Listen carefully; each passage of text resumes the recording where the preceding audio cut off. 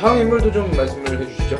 네, 세 번째 인물은 제가 러시아 문학가 중에서 가장 좋아하는 분인데 바로 안톤 체홉입니다. 안톤 체홉. 그렇습니다. 마리나는 어떻게 잘 아십니까? 네, 그럼요. 안톤 체호브는 러시아에서 러시아 사람들은 잘 알고 있는 소설가인데요. 소설가. 특히 단편 소설로 유명한 사람이고, 그리고 사실은 제 선배인데요. 왜냐하면 네, 모스크바 국립대학교 의과대학에서 나왔거든요. 그렇죠. 예. 네. 뭐 동문입니다. 이 안톤, 제가 가장 좋아하는 러시아 역시 대문호 안톤 체홉과 우리 마리나는 동문입니다. 아, 난 선배라 그래가지고 지금 현재 알고 지내는 선배라는 줄 알고. 아닙니다. 네, 옛날에 돌아가셨죠. 네네. 그래서 그의 단편 소설은 참 연극으로, 특히 연극으로 많이 각색되고 또 제작되고 있는데, 지금도 대학로에서, 우리나라 대학로입니다. 대학로에서 많이 공연되고 있고요. 제가 대학을 다닐 때 제 친구가 연극반을 했었거든요. 그 연극반 제 친구가 공연했던 벚꽃동산이라고 하는 그 작품이 지금도 생생히 기억이 나고, 그는 러시아의 남부도시 타간로크라는 데서 태어났습니다. 그래서 할아버지는 조금 전에 마리나가, 죄송합니다. 네, 괜찮아요. 자꾸 마리나를 마리나라고 하고 하는데, 혹시 다른 나라에서 마리아라는 여성분이 또 그러니까요. 제가 이렇게 산타 마리아 성당 이걸 너무 많이 설명을 하다 보니까 이 마리아하고 마리나하고만 헷갈리는데 이제 실수하지 않겠습니다. 아, 다행이네요. 네. 뭐 엘리자베스 이런 사람이랑 헷갈렸으면은. 네, 그럼 큰일 날 뻔했죠. 무슨 앤 나오고 이러면은. 네, 네. 그러면 이제 예. 의심을 받으시는 건데. 그래서 마리나가 조금 전에 설명을 했던 농노, 할아버지가 안톤 체홉의 할아버지가 농노였습니다. 지주한테 돈을 주고 해방된 농노였고요. 아버지는 자파상이었다라고 합니다. 그러니까 그렇게 이렇게 이 집안이 좋다고 말할 수는 없었고요. 네. 그래서 16살 때 아버지가 파산을 해서 그때부터는 빚쟁이들한테 쫓겨다니는 그런 생활을 했고, 중학교를 고학으로 마쳤습니다. 혼자 힘으로 마쳤고요. 그럼에도 불구하고 머리가 너무 비상해서 1879년에 모스크바 대학교 의과대학에 입학하게 되는 거니까 네. 마리나의 진정한 선배가 맞는 거죠. 그러면 의대생이 어쩌다가 이렇게 글을 쓰게 돼서 유명해진 거죠? 네, 그래서 네. 그가 이렇게 의대 공부를 하면서 이렇게 부업으로 학비를 벌어야 되니까요. 부업으로 학비를 이렇게 벌기 위해서 단편 소설을 오락 잡지에 기고를 하게 됩니다. 계속 기고를 하게 되다 보니까 잘 쓰네? 잘 쓰네? 글이 괜찮네? 계속 이제 원고 문의가 들어오니까 계속 이렇게 글 써주고 원고료 받고 글 써주고 원고료 받고 이러면서 작가의 길로 한 단계 이렇게 다가서게 되는 것이죠. 그럼에도 불구하고 1884년도에 결국은 의과대학을 졸업을 하고 또 의사가 되었습니다. 그렇다고 해서 작가가 먼저 된 건 아니고 의사가 되었고요. 그래서 모스크바 근교의 병원을 개업을 하고, 그리고 이제 시골 마을이나 소도시의 왕진을 다니면서 의사 생활을 했죠. 근데 그 와중에도 글쓰기에 대한 그런 열정이 식지 않았기 때문에 많은 젊은 예술가들을 만나고 문학가들을 만나면서 이게 친분을 쌓았다라고 합니다. 그래서 의사 생활이 참 바쁜 생활이었지만 그 와중에도 글을 썼다라고 하는 거 참 존경스러운 포인트 아니겠습니까? 또 바쁘고 하시니까 단편 위주로 써셨을 수도 있겠네요. 그렇습니다. 의사일하면서 같이 이렇게 작가도 한다는 게 진짜 인생을 열심히 사신 분이네요. 그렇습니다. 네. 그렇습니다. 그래서 1884년도에 첫 단편집이 출간이 됐고요.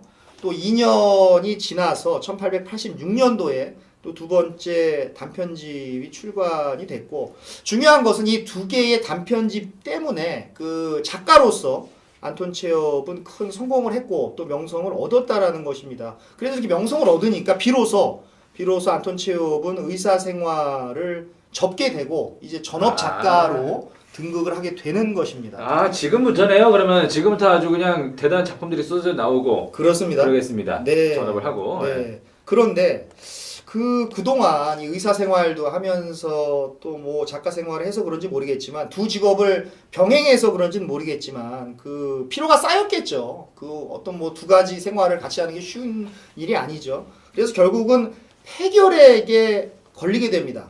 그래서 이때 걸린, 이제 작가가 된 이후에 걸린 이 폐결핵이 이제 평생 동안 안톤 체홉을 괴롭히게 되고 또 죽을 때도 결국은 이 폐결핵 때문에 죽게 됩니다. 근데 어디서 죽느냐 그러면 1904년도에 독일의 그 유명한 요양지 제가 한번 말씀드렸죠. 독일의 바덴바덴 그 올림픽 도시 서울 올림픽을 이렇게 사마라치 위원장이 세울 하면서 그 이렇게 말했던 그 도시 그 한국 사람한테 굉장히 이렇게 유명한 그 독일의 도시인데요. 바덴바덴의 그 수도원에서 이렇게 죽게 됩니다. 그래서 그의 시신이 러시아로 이송이 돼서 그 노보데비치 수도원이라고 있는데요. 이 노보데비치 수도원에 안장이 되었습니다. 그래서 그는 만 44년을 살았는데 이건 역시 참 저는 이상할이 많지 참 어떻게 유명한 작가들은 이렇게 일찍 죽을까 저는 그런 생각을 다시 한번 해봅니다. 그러게 말입니다. 아무래도 글 쓰고 창작하는 게 스트레스가 좀 많이 심한 것 같아요. 그렇습니다. 힘든 일이고. 네. 그래서 이렇게 일찍 돌아가지고 그런 것 같은데. 네. 그럼 그 안톤 체홉의 작품들이 지금도 그럼 계속 사랑을 많이 받는다 이거죠? 그렇습니다. 그 체호프의 작품에는 인간 생활을 참 객관적으로 묘사를 했고요. 또 등장인물의 이런 행위라든가 등장인물들이 생각하는 그 사고를 정말 넓은 시야에서 이렇게 밝히려고 노력을 했고요. 또 체호프의 그 말년 작품 갈매기라든가 마녀 아저씨라든가 세자매라든가 이런 것들은 너무 이렇게 우수작으로 평가를 받고 특히 그 벚꽃동산은 아직도 전 세계 연극계에서 공연되고 있고 또 조금 전에 말씀드린 대로 대학로에서도 끊임없이 공연되고 재연되고 하는 그런 인기작입니다. 어떻게 현지에서도 그게 느껴지시나요? 그 인기가? 네, 그럼요. 네. 그리고 체호프의 이름을 딴 여러 가지 모스크바뿐만 아니라 다른 도시들에서는 장소들도 있거든요. 예를 들어서 가장 유명한 극장은 그 체호프 이름을 딴 그 음핫이라는 극장이에요. 체호프 이름을 딴 극장이 있어요? 예. 이거는 예술 극장이고 그 러시아에서 가장 유명한 배우들이 이 극장에서는 출연하고 아직까지도 뭐 표를 사고 싶으면 좀 미리 예매해야 되더라고요. 그 정도입니다. 네. 마리나 씨도 한번 그 무대에 올라가야겠는데 서프라이즈 배우인데. 아니요. 네. 그 정도는 아닌가요? 연대에서 나왔으니까 못 갈 것 같아요. 알겠습니다. 네. 자신의 이름을 딴 극장까지 있고 대단하네요. 네. 그럼 그렇습니다. 세 번째 인물 안톤 체홉도 봤고요. 네. 4명 고르셨잖아요. 그렇습니다. 한 명 더 있네요. 예. 네 번째 인물은 바로 빅토르 최입니다. 최요? 네. 빅토르 최? 네. 빅토르 안도 있잖아요. 아니, 빅토르 안도 있는데 그 아니, 빅토르 안은 아니고요. 빅토르 최가 맞습니다. 한국인이에요, 그러면? 그렇습니다. 진짜요? 네. 저 처음 들었어요, 저는. 뭐 한국인은 아니겠죠. 한국인은 아닌데 네. 한국인 2세인 아버지와 네. 그 우크라이나 태생의 어머니 사이에서 태어났습니다. 그러니까 한국인의 DNA가 있는 것이죠. 뭐 한국인은 아니고 한국인의 DNA가 있는 것이죠. 어떤 사람인데요? 뭐 하는 사람인데 이렇게 유명한 거예요? 네, 이것은 뭐 저보다 우리 그 마리나가 더 잘할 것 같습니다. 네, 빅토르 초이가 활동한 시기는 제가 아직 태어나지 않는 시기이지만 그래도 좋아하고 그리고 제 친구들은 빅토르 초이를 잘 알고 있습니다. 네. 왜냐하면 빅토르 초이가 러시아 그때 당시 소련에서는 락이라는 음악 종류를 좀 그렇게 락이죠. 락이요? 네, 네. 락스타라고 보시면 되는데요. 네. 그리고 제가 아마 13살, 14살 때는 제 친구들 중에서는 락 좋아하는 사람들이 있었는데요. 그때 기타를 마당에서 기타를 칠 때는 항상 빅토르 초이의 그 노래를 쳤습니다. 네, 맞습니다. 제가 참고적으로 더 설명을 드리자면 네. 이 빅토르 최는 그 그림에 처음부터 음악이 아니고 그림의 천부적인 재능을 가져서 그 세로브 미술학교에 입학을 했습니다. 입학을 했는데 갑자기 그림은 안 그리고 네. 교내에서 그 팔라타 세스토이라는 이름의 그 그룹 사운드를 결성을 했습니다. 근데 문제는 뭐냐 그러면 이 팔라타 세스토이가 부른 이 노래들이 대부분 그 반국가적인 노래였다라고 해요. 예. 그러니까 반국가적인 노래를 부르니까 정부에서 좋아했겠습니까? 싫어했겠습니까? 싫죠. 네. 그래서 그 반국가적인 노래 때문에 그 퇴학을 당했고요. 그 이후에는 시립기술전문학교에 들어가서 이 목각을 전공했다고 합니다. 조각가죠. 네. 근데 1982년도에 역사적인 일이 벌어집니다. 키노라고 하는 록 그룹을 결성을 해서 그 혈액형이라는 노래를 발표하게 되는데 이게 밀리언셀러가 됩니다. 밀리언셀러가 되니까 뭐 밀리언셀러의 의미는 아시죠? 네. 엄청나게 많이 팔린 거죠. 100만 부 이상 팔린 거죠. 또한 그 이글라라고 하는 영화에도 출연을 하면서 1989년도에는 1,500만 명의 관중을 동원합니다. 1,500만 명이면은 대단한 거죠. 국제 시장 정도네요. 그렇습니다. 엄청난 근데 영화. 인구가 많겠구나. 네. 그래서 그 해에 그 오데샤라고 하는 그 도시가 있는데 여기에서 열린 그 황금의 주쿠 영화제라는 이 영화제에서 최우수 배우로 선정이 됐습니다. 그러니까 뭐 연기력이면 연기력, 노래면 노래 이런 것들을 다 타고난 천부적인 예술가라고 보시면 됩니다. 방금 1,500만 명 관객을 얘기해서 그런가 몇 명이나 되나요? 러시아 인구가 워낙에 커서. 러시아 인구는 오히려 제가 더 잘하는데 진짜요? 지금 1억 4,200만 명으로 전 알고 있습니다. 생각보다 많지 않구나. 네. 러시아 아. 사람이라고 해서 러시아 인구를 아는 건 아닙니다. 이게 바로 상식 밖의 세계사 아니겠습니까? 근데 워낙에 커가지고 당연히 많을 줄 알았는데 그러면 좀 띄엄띄엄 많이 살고 있겠네요. 네, 네. 아 주변에 네. 사람이 없는 지역도 많이 그렇죠. 있겠고. 네. 아니 그럼 이 빅토르 최 그죠? 빅토르 최는 연기도 잘하고 네. 노래도 잘 부르고 네. 약간 하이틴 스타.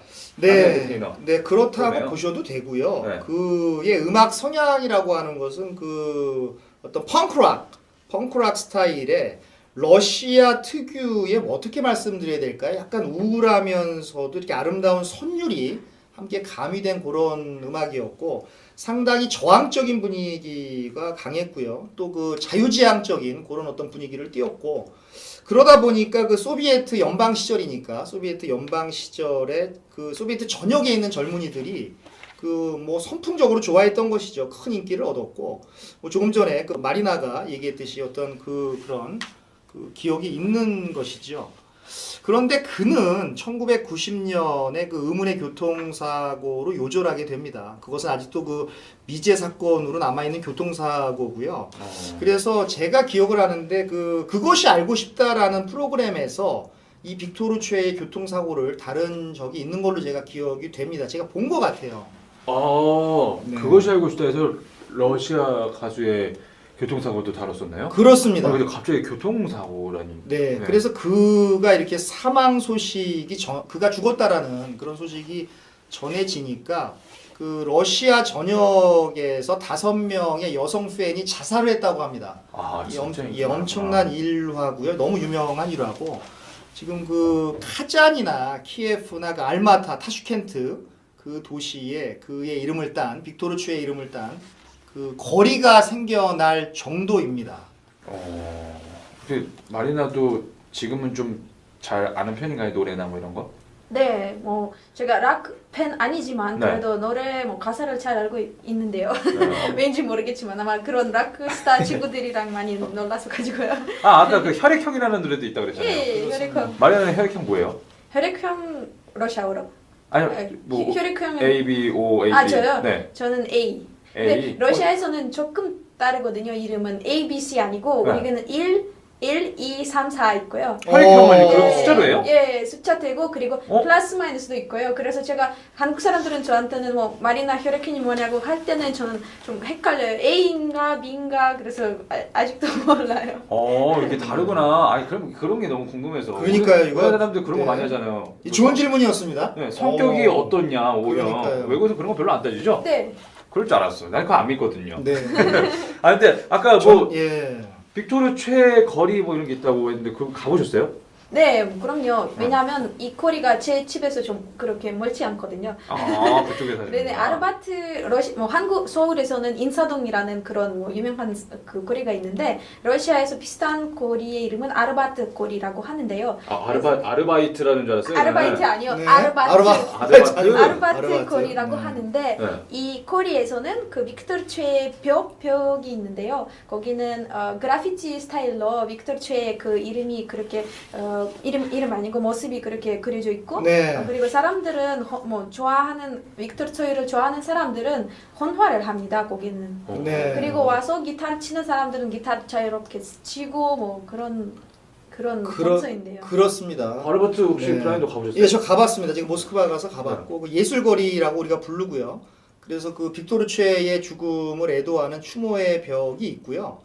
그래서 1993년도에 그 모스크바의 그 콘체르트 자르라고 하는 극장이 있는데 이 극장 앞에 그 스타 광장이 있습니다. 그 스타 광장에 그 명예 가수의 전당이 있는데 여기에 헌액이 되었고 그 참고로 말씀드리면 올 초인가요? 올 초에 그 감독 이름을 제가 잊어버렸는데요. 그 빅토르 최의 음악과 사랑을 그린 그 레토라는 영화가 개봉됐었죠. 레토가 여름이라는 뜻인가요? 맞아요. 예. 리에타. 리에토. 예. 그 여름이라는 뜻인데 이 영화를 제가 유감스럽게도 아직 못 봤습니다. 제가 이 촬영 끝나고 그 영화를 한번 꼭 보겠습니다. 아니 어쨌든 이 4명의 인물을 꼽으셨는데 그 안에 들어갔다는 건 연예인이잖아요. 그렇습니다. 연예인이 들어갔다는 건 정말 대단한 영향력을 가진 네. 사람인 것 같네요. 네, 그렇습니다. 아, 그리고 4명 들어보셨는데 마리나는 그러면 본인이 생각하는 꼭 알아야 되는 러시아의 4인 다 뽑았다고 보십니까?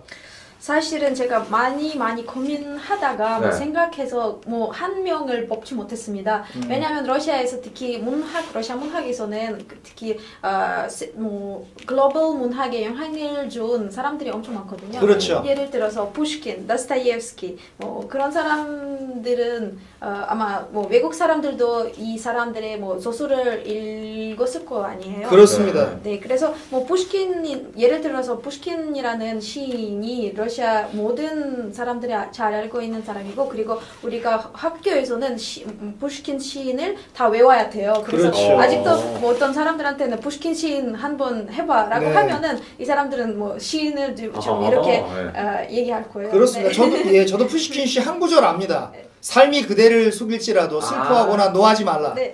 이 유명한 시가 있죠. 제가 네. 학교 다닐 때 책받침에 항상 그게 들어있었는데 네. 지금도 그 기억을 합니다. 그래서 그 마리나가 말씀하신 대로 그 푸시킨이라든가 도스토옙스키라든가 또 백조의 여수로 유명한 차이코프스키가 있지 않겠습니까? 이런 사람들도 있는데 이런 것들을 뭐 다 설명하자 이렇게 하다 보면 그 지난번 바르셀로나 편 같이 이제 5시간이 되니까 예, 이제 길었죠. 그런 네. 것들은 과감히 그 이렇게 생략을 하고요. 그럼에도 불구하고 이렇게 평가가 엇갈리는 인물이 있습니다. 그 1990년 노벨 평화상을 수상한 그 미하일 고르바초프 대통령과 그 블라디미르 그 레닌이 있습니다. 특히 그 고르바초프 대통령의 경우에는 한국에서의 평가와 또 러시아에서의 평가가 그 많이 다르죠. 네. 그래서 그 저는 사실 고르바초프 대통령이 그 굉장히 좋은 이미지로 저는 이렇게 다가섭니다. 그래서 이렇게 뭐 페레스트로이카인가요? 페레스트로이카 이 정책을 써서 이 세계 평화에 기여를 한 그런 분으로 기억이 되고 또 그래서 1990년도에 노벨 평화상을 탄 거 아니겠습니까? 그럼에도 불구하고 뭐 러시아에서는 좀 평가가 좀 다르죠. 네, 네, 맞아요. 그래서 네.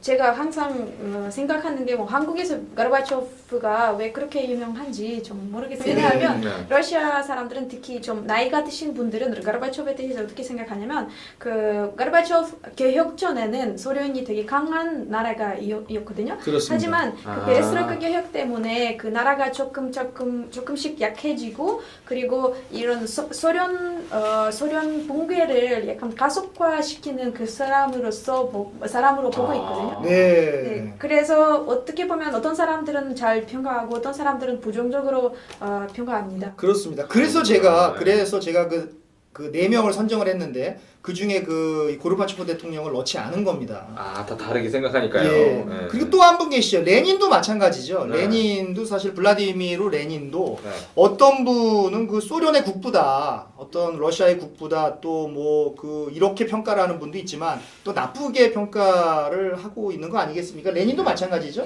그럼요. 근데 레닌은 아시다시피 그 공산주의의 그 우리 뭐 지도자였는데요. 그래서 아직도 아마 모르시겠지만 레닌 그 유해가 레닌 묘가 그 그렇죠. 붉은 광장에 위치하고 있습니다. 네. 레닌의 묘. 예, 네. 그래서 레닌을 직접 방문하고 싶으면 바로 이 묘에 갈 수 있는데요. 그렇죠. 그런데 뭐 이 묘가 그 역사적인 의미를 가진지 아니면 정말 공산주의를 뭐 지지하는 사람들을 위해서 만든 것인지 네. 아직은 그런 의견이 많이 엇갈리고 있습니다. 그렇습니다. 그래서 아직까지는 뭐 결정이 안 내렸습니다. 뭐 레닌 묘가 뭐 붉은 광장에 계속 있어야 되는 건지 아니면 레닌 유해를 조금 다른 옮겨야 되는 곳으로 건지. 옮겨야 되는 건지. 네. 그래서 네, 이거는 논란이 뭐 확대되고 있습니다. 그렇습니다. 그래서 역시 제가 그 레닌도 포함을 안 시킨 겁니다. 다 뜻이 있었던 겁니다. 네. 아 저는 좀 궁금한 게 그 러시아 현지에서는 빅토르 최 말고 다른 뭐 연예인들 진짜 이 사람은 연예인 중에 최고다 이런 사람들 혹시 있나요? 예를 들면은 대한민국의 유재석은 누구고 예를 들면은 최고의 가창력 누가 있을까요? 가창력 뭐 방탄소년단은 러시아에서 누구로 치면 된다. 네. 네 누가 있을까요? 사실은 그런 사람들은 맞는데 아마 네. 한국 사람들은 이름까지 모르실 거예요. 우리가 아마도- 모르는 게 문제죠. 아마도 네. 그 백송이 그 꽃다발?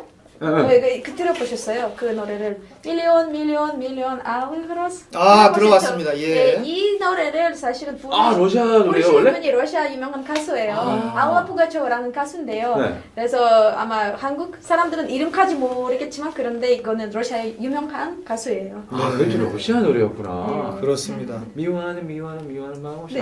그렇습니다. 네. 이렇게 잘 몰랐던 러시아에 대해서 좀 알아보고